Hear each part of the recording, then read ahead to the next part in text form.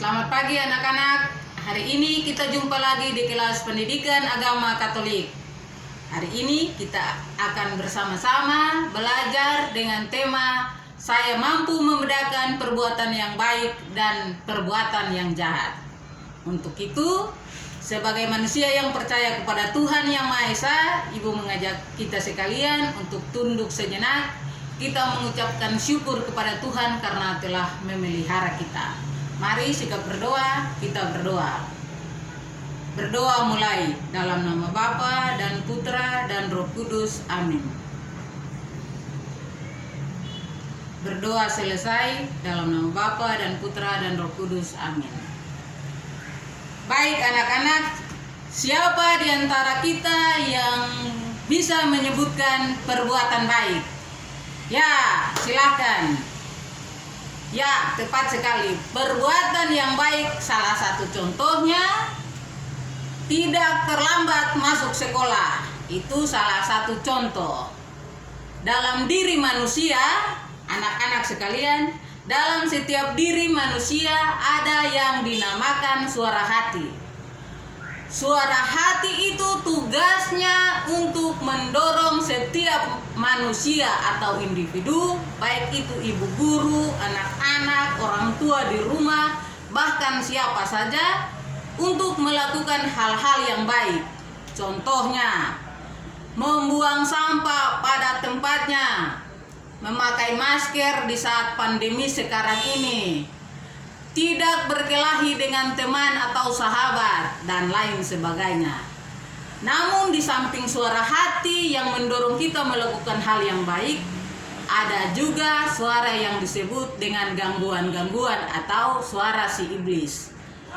Suara iblis itu mendorong kita untuk menghalangi kita untuk melakukan hal yang baik tadi. Untuk itu, sebagai manusia yang percaya, kita wajib membedakan manakah perbuatan yang baik dan manakah perbuatan yang jahat. Ada berbagai banyak contoh yang ada di dalam lingkungan hidup kita, baik di rumah, di sekolah. Contoh-contoh dari perbuatan yang baik itu, misalnya kalau di rumah rajin membantu orang tua.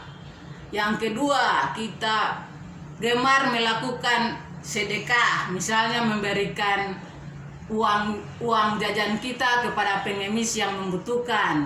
Dan yang ketiga, membuang sampah pada tempatnya.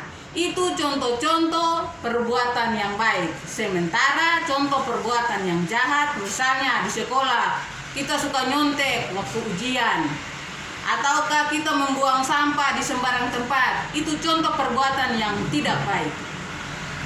Dari semua hal itu, dari semua kegiatan dan semua perilaku itu pasti memiliki akibat.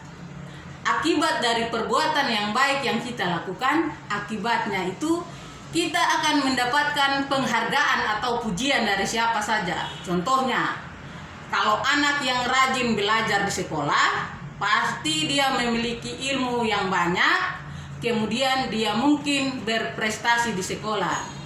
Namun kalau dalam hidup sehari-hari dia selalu melakukan perbuatan yang jahat, misalnya suka berkelahi dengan teman, pasti akibat dari semua itu ialah dia tidak memiliki banyak teman, dia suka disebut dengan anak yang nakal, pintar. Baik, anak-anak, dalam surat Rasul Santo Paulus kepada jemaat di Roma, Santo Paulus berpesan kepada kita untuk kita melakukan perbuatan yang baik. Perbuatan yang baik yang dimaksudkan oleh Santo Paulus adalah dalam setiap hidup kita, kita harus mendengarkan suara hati. Kita harus menghargai suara hati dan kita patut melaksanakan setiap kegiatan dengan mendengarkan suara hati kita. Santo Paulus berpesan, balaslah setiap kejahatan dengan kebaikan. Dan Yesus pun pernah berpesan kepada murid-muridnya dalam perjamuan malam terakhir.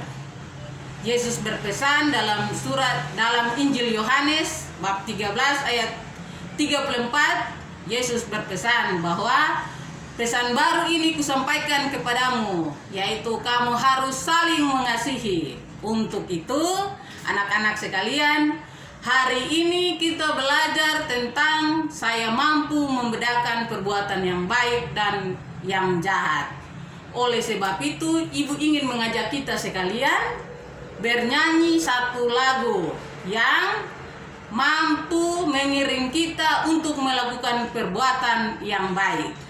Oleh sebab itu, siapa di antara kita yang tahu lagu Mata Tuhan Melihat?